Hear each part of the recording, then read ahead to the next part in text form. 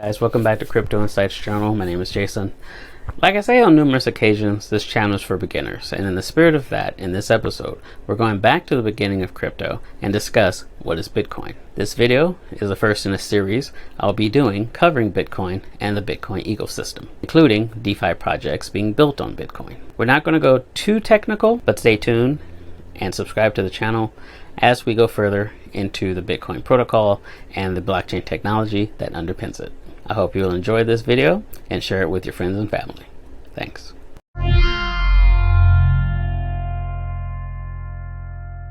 Bitcoin is the first successful internet money based on peer-to-peer technology. Bitcoin was first proposed in October 2008 by a pseudonymous individual, a group under the name Satoshi Nakamoto. Despite what you may hear online, no one knows for sure who Satoshi is or was. Satoshi Nakamoto disappeared in 2010.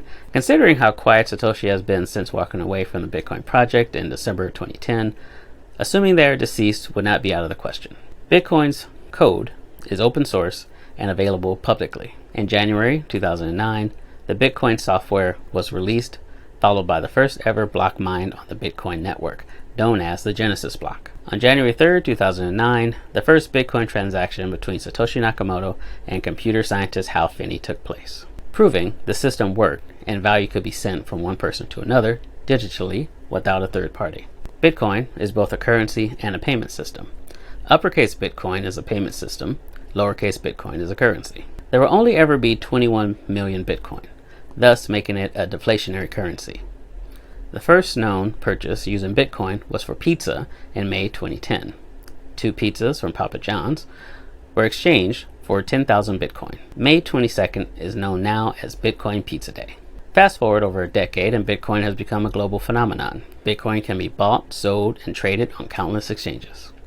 Bitcoin ATMs can be found in stores around the world, and banks that once called Bitcoin a scam or rat poison now hold Bitcoin on their books. Apps and social media platforms like YouTube, Twitter, Facebook, Clubhouse, and TikTok are filled with people talking about Bitcoin and the cryptocurrencies that came after it. Some of the qualities that Bitcoin has that no other form of digital cash had gotten right before include it's decentralized, no one person or group owns or controls it, it's peer-to-peer, meaning no third party like a bank is needed to confirm and approve transactions, it's borderless, meaning Bitcoin can be moved easily around the world at smaller fees and faster speed than traditional money transfers. Bitcoin is immutable, meaning it's near impossible to change or tamper with blockchain transactions. One essential issue that Bitcoin was able to solve was with preventing double spending, a major problem many prior digital currencies had tried but failed to solve. At its core, Bitcoin works because of blockchain technology. Blockchains are a distributed ledger that record and confirm transactions. Blockchain allows wallets to calculate their balance and transactions like sending and receiving Bitcoin. These transactions are verified on the Bitcoin blockchain, which is permissionless, meaning anyone can view the Bitcoin blockchain and see the transactions. Blockchains utilizes cryptography to secure the data contained within. Each wallet that sends and receives Bitcoin has what is known as a public and private key or seeds. Private key signs transactions and shows ownership. You can share your public key with whoever you choose, but never your private key. When looking to buy Bitcoin, you want to be sure you can access your private keys. Record this information and keep it in a safe, secure place, not on your phone, cloud storage, or anywhere else that can be accessed by a third party. In crypto, there's a saying, not your keys, not your coins, which means if you do not have possession of your private keys, you don't own your Bitcoin. For a deep dive into public private keys and how blockchains work, read Mastering Bitcoin by Andreas Antonopoulos. Now that we have the backstory on Bitcoin, let's talk about buying Bitcoin. You need to know that to own Bitcoin, you don't actually need to own a Bitcoin. Bitcoin can be broken down into smaller fractions called Satoshis or sats. Instead of buying a complete Bitcoin for the current market price, you can buy, for example, $100 worth of Bitcoin. So what gives Bitcoin its value?